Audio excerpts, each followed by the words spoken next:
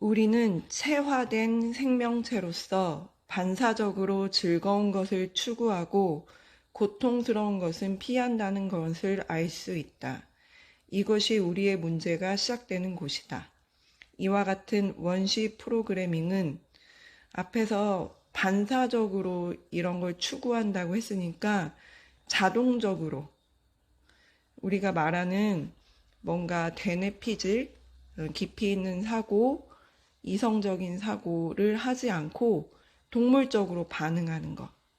요가 철학에서 말하는 쌈스카라대로 눈 깜빡할 사이에 일어나는 그 모든 반응을 원시 프로그래밍이라고 했습니다.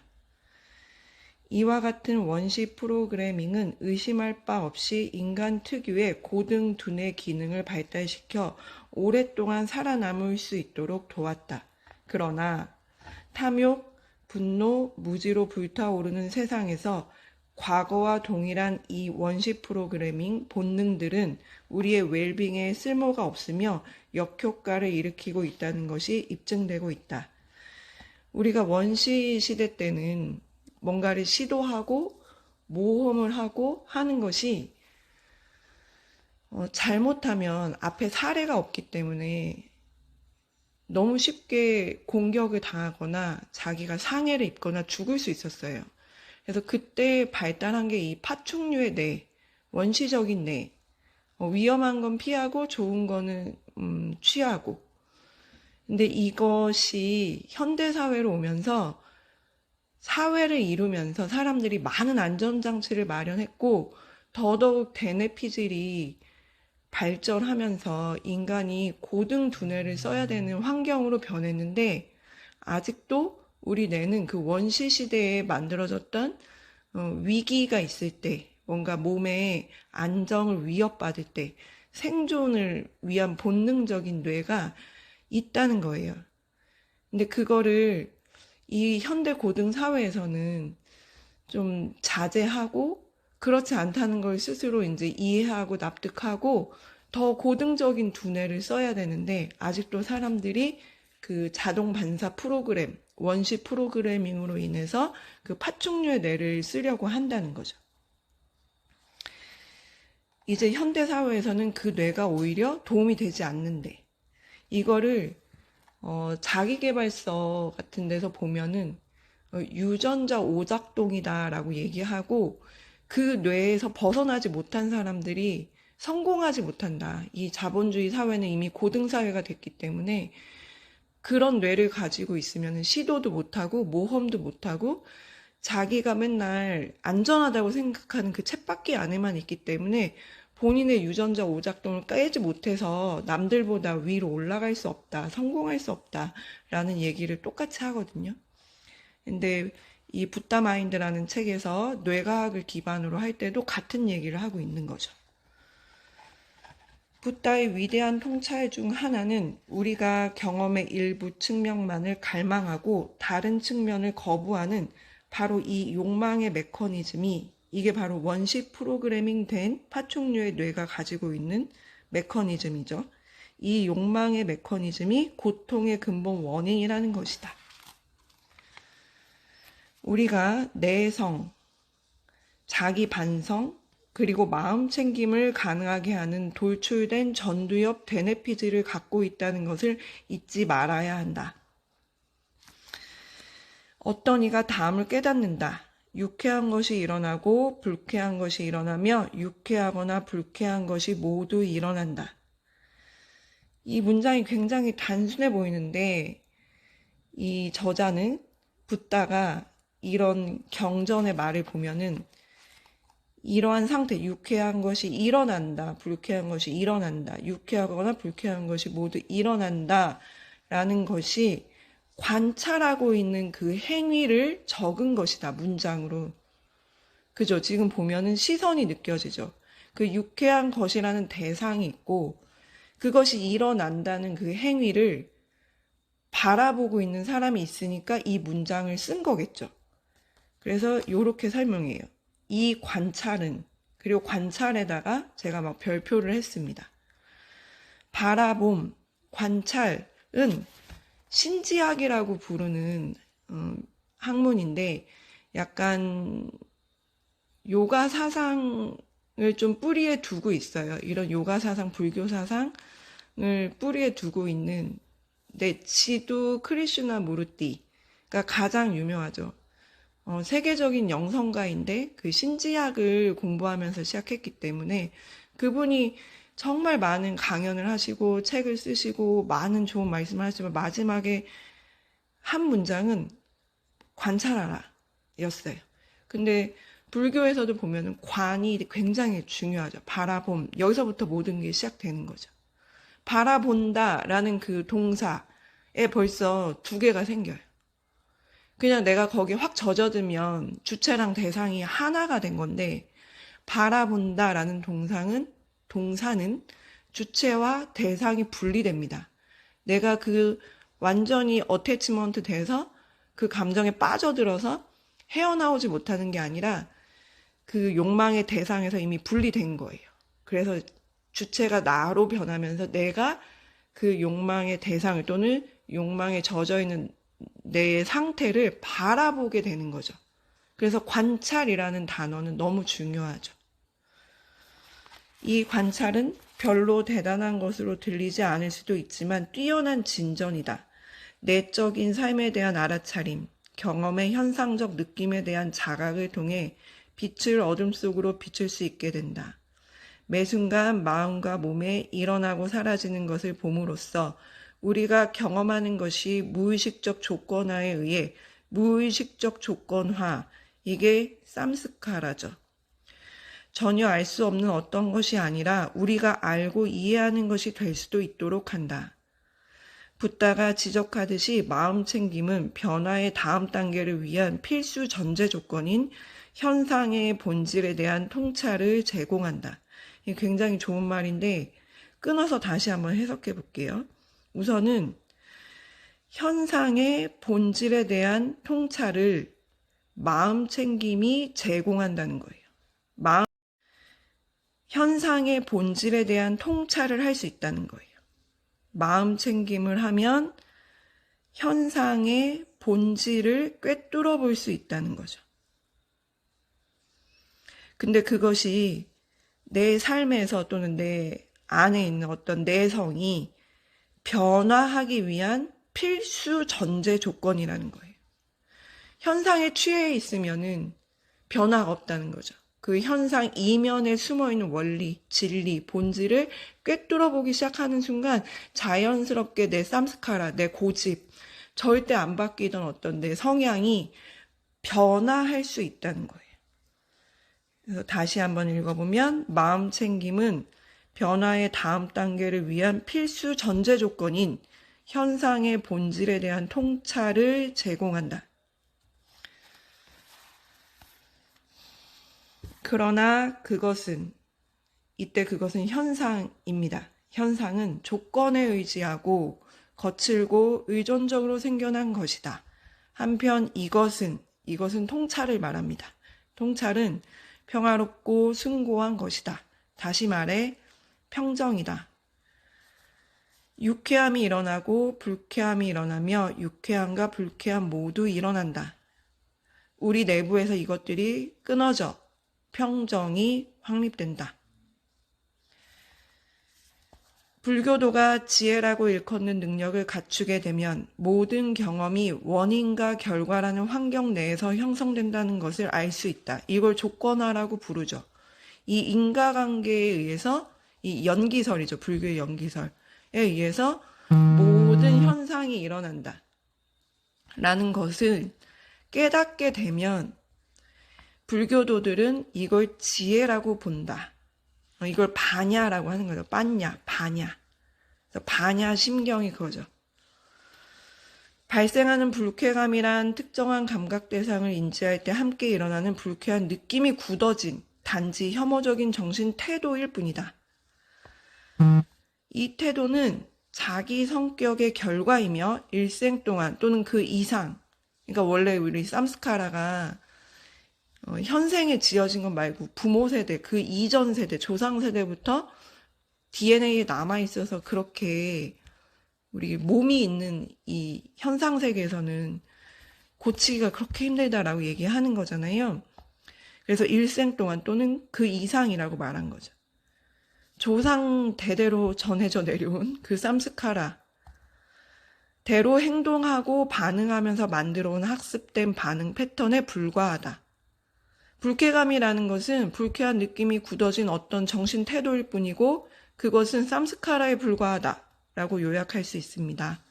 마음에 대한 이해가 깊어짐에 따라 욕망 모두에서 마음을 즉시 해방시킬 수 있다. 통찰의 순간 적어도 한순간의 욕망이 평정으로 대체된다.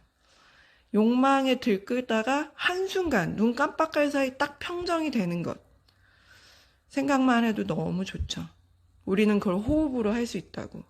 마시는 숨에 폐를 가득 채우고 내쉬는 숨에 단전으로 에너지가 모인다고 상상하면서 자꾸 이렇게 몸의 감각은 중립적인 상태니까 욕망에서 넘어설 수 있는, 욕망과 분리될 수 있는 가장 중립적인 대상이니까 이렇게 자기가 자꾸 몸의 감각 경험에 자각을 두면서 욕망이 한순간으로 평정이 되는 것을 경험할 수 있어요. 우리는 매트 위에서 그런 거를 순간순간 경험했기 때문에 매일 그렇게 매트를 깔고 요가 수련을 시작하는 것만 상상해도 너무 행복한 거죠. 막 벌써 수련하러 가고 싶은 거죠. 여기서 평정이란 단절이나 중립의 느낌이 아니라 아주 강력한 느낌에도 불구하고 침착함을 유지할 수 있는 보다 심오한 정신 상태를 의미한다. 일어나고 있는 어떤 느낌이 있고 그 반응으로 일어난 태도가 그 느낌과는 완전히 다른 것임을 깨달을 때 강박적 인과관계의 연쇄가 깨지고 자유로운 순간이 열린다. 느낌과 태도가 다른 것임을 깨달을 때 자유가 온다라고 문장을 요약할 수 있겠습니다. 다시 느낌은 그냥 자동 반사적으로 떠오르는 거라 그랬어요. 이렇게 사람 몸이 있으면 어쩔 수 없이 느낌은 모든 경험에서 붙어 다니는 거라고. 근데 그 느낌에 대한 태도는 내가 훈련을 통해서 길들여서 만들고 방향성을 다르게 줄 수 있는 거기 때문에 그 느낌과 내가 결정할 수 없는 느낌과 자동 반사적으로 일어나는 이 느낌과 내가 길들이고 훈련해서 내가 선택하고 결정할 수 있는 이 태도는 다른 것임을 깨달을 때 나에게 드디어 내적인 자유가 온다 라고 요약할 수 있겠습니다. 붓다는 아주 쉽게 말한다. 태도를 부드럽게 변화시키고 좋아하거나 좋아하지 않는 것을 단지 흘러가게 하라. 상대성에 붙잡히지 말라는 거죠. 어땠으면 좋겠다고 바라는 대신 있는 그대로 이 순간에 열려 있으라. 이것이 전부다. 이것을 충분히 이해한다면 고통에서 벗어나 자유에 이르는 여행은 눈 깜빡할 사이에 일어날 수 있다. 태도를 부드럽게 하고 이 문장이 오늘은 저한테 항상 태도를 부드럽게 하려고 노력해야 되겠습니다. 화낼 이유가 없는데 발끈하고 반응할 이유가 없는데 그죠? 태도를 부드럽게 하고가 먼저네요. 그래야 좋아하거나 좋아하지 않는 것에 끄달리지 않고 그걸 흘러가게 둘 수 있는 마음의 여유가 있는 거고 그렇게 했을 때 자유가 온다라고 합니다. 다음은 줄다리기입니다. 이 부분도 너무 좋았어요. 불교 철학 자체가 우리 예전에 만해 한용운 님의 님의 침묵 같은 거 항상 불교적인 어떤 문학을 보면은 역설법이 되게 많아요. 역설적인 표현, 모순. 그러니까 서로 상반되고 반대되는 이미지를 충돌하게 좀 상충시켜서 그 안에서 진리를 깨닫게 하는 어떤 기법이거든요. 문학적인 기법이기도 하고 논리적인 논리학에서도 쓰는 기법이죠. 근데 불교가 그걸 되게 많이 써요. 여기서도 나옵니다. 기존의 어떤 통념을 역설법으로 확 뒤집어 버리면서 우리한테 깨달음을 줍니다. 붓다는 훈련되지 않은 마음의 상태를 묘사하려고 이야기를 들려주는데 여기서 6가지 감각 여기서 6가지 감각은 눈, 귀, 코, 혀, 몸, 마음입니다. 그러니까 우리가 생각하는 오감에 시각, 청각, 촉각, 미각, 후각에 마나스 의근이라고 하는 마음, 불교에서는 그걸 법이라고 해요. 법. 해서 6가지 감각기관이라고 보는 거죠.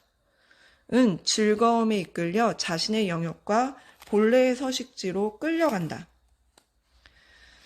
여기서 키워드가 되는 단어는 훈련되지 않은 마음 상태는 끌려간다 라고 줄이면 좋을 것 같아요. 훈련되지 않은 마음의 상태면 그냥 끌려다닌다는 거예요. 끌려간다. 끄달린다. 그러면 자유가 없다. 붓다가 제시하는 해결책은 매듭 중앙을 꿰어 땅에다 말뚝을 박고 이를 통해 6마리의 동물, 아까 말한 그 6감각기관을 말하고요. 한 곳에 메어놓는 것이다. 아, 이걸 들으면 딱 뭐가 생각나죠? 요가의 어원, 유즈가 뭐죠? 멍에를 매다죠. 그래서 말이나 소가 그냥 막 끌려가는 거예요. 자기가 먹는 그 초원에 풀이 널려 있는 쪽으로 계속 아무 생각 없이 먹으면서 막 끌려가요. 근데 그러지 못하게 개를 고삐를 딱 멍에를 매서 이렇게 딱 끌고 오는 것. 그래서 소를 끄는 자가 예전에 그 산스크리트어로 보면은 크리슈나라던가 어떤 현자, 깨달은 자를 소를 끄는 자에 많이 비유하는데 그 소나 말, 이 욕망대로 아무 생각 없이 그냥 여기저기 끄달리는 그 상태를 많이 비유하고 거기에 멍에를 묶거나 고삐를 딱 해서 중앙으로 말뚝으로 끌고 오는 사람, 그 사람을 현자로 많이 비유합니다. 근데 불교에서도 똑같이 말하네요. 그 6마리 동물을 매듭 중앙을 깨어 땅에다 말뚝을 박고 그곳에 묶어버린다는 거죠. 말뚝은 몸에 대한 마음 챙김, 이거를 그 사념처에서 첫 번째로 삼는 신념처라고 부를 수 있어요. 그리고 이 책에서도 괄호 열고 한자로 몸신, 알아차릴 념, 챙길 념, 그리고 곳 장소 처 해서 신념처라고 되어 있습니다. 내가 알아차리는 장소를 몸에다가 두면 신념처, 뭐 마음에다 두면 심념처 해가지고 4가지 사념처가 나온 거거든요. 근데 그 첫 번째는 항상 몸으로 봅니다. 몸의 감각으로. 말뚝은 몸에 대한 마음 챙김을 나타나며 자유를 획득하는 수단으로 일컬어진다. 어떻게 이런 일이 가능할 수 있는가? 확실히 이는 통상적인, 일상적인 자유 개념을 근본적으로 전복시키는 것이다. 여기서 이제 역설적인 논리가 나옵니다. 대개 우리는 원하는 바를 할 수 있을 때라야 자유롭다고 여기며 기둥에 매여 있는 건 최악의 구속이라고 여긴다. 하지만 붓다는 반대로 생각합니다. 6마리의 동물은, 즉 6감각기관은 자신이 원하는 곳으로 갈 수 있다면 자유롭다고 느끼지만 사실은 그것은 구속이다. 3가지 근거를 들어줍니다. 왜 이게 자유가 아니고 구속인지. 원하는 것을 성취하는 것이 왜 구속인지. 일반적으로 다 자유라고 생각하는데, 첫 번째, 즐거움을 추구하고 고통을 피하려는 본능에 강제된 것이다. 이게 현상적으로, 표면적으로는 내가 원하는 것을 성취하는 것이 자유라고 생각하지만 이것은 사실은 자신의 어떤 본능, 앞에서 설명한 그 원시 프로그래밍, 파충류의 뇌, 좋은 건 취하고 싫은 건 피하고 싶은 굉장히 낮은 차원의 뇌 수준의 그 본능에 오히려 구속되어 있는 것이다. 2번째, 다음으로 대개 익숙한 장소가 주는 만족감을 구하는 길만을 알게 되며, 이거 이제 6가지 동물이라고 표현했기 때문에 자기네들이 가는 곳으로만 간다라는 거죠. 근데 이게 익숙한 장소가 주는 만족감을 구하는 길만 가면 어떻게 될까요? 계속 쳇바퀴 돌듯이 계속 그렇게만 살게 되잖아요. 더 이상의 성장이라던가 변화라던가 내가 살아보지 못한 삶을 살 수가 없는 거예요. 그래서 아버지가 노예면 나도 노예로 사는 게 당연한 거고, 부처님이 이걸 되게 싫어했던 거죠. 카스트 제도에 그 인도의 그 정형화된 삶의 패턴 그거 받아들이고 그냥 네 운명이라고 생각하고 살아. 그거를 개혁하고 싶었기 때문에 우리는 불교를 인도 철학 안에서 굉장히 혁명적이고 개혁적인 철학이라고 보는 거거든요. 이게 익숙한 장소로만 가는 말하고 소랑 뭐가 다르냐라고 얘기하시는 거예요. 그래서 이 익숙한 장소가 주는 만족감은 우리가 앞에서 말한 패턴화된, 습관화된 그 쌈스카라의 세계를 상징합니다. 그거밖에 모르게 되면 무지에 쌓이는 거죠, 이렇게. 그리고 그냥 노예처럼 사는 거죠. 세상이 돌아가는 원리를 모르니까, 본질을 통찰하지 못했으니까 그냥 주어진 대로 사는 거예요. 마지막 세 번째 근거는 다른 동물과 줄다리기를 해 일시적인 이득을 얻는 경우에만 대상을 향해 전진할 수 있다는 것이다. 이게 되게 어렵게 말한 건데 저는 이거를 아주 쉽게 해석했어요.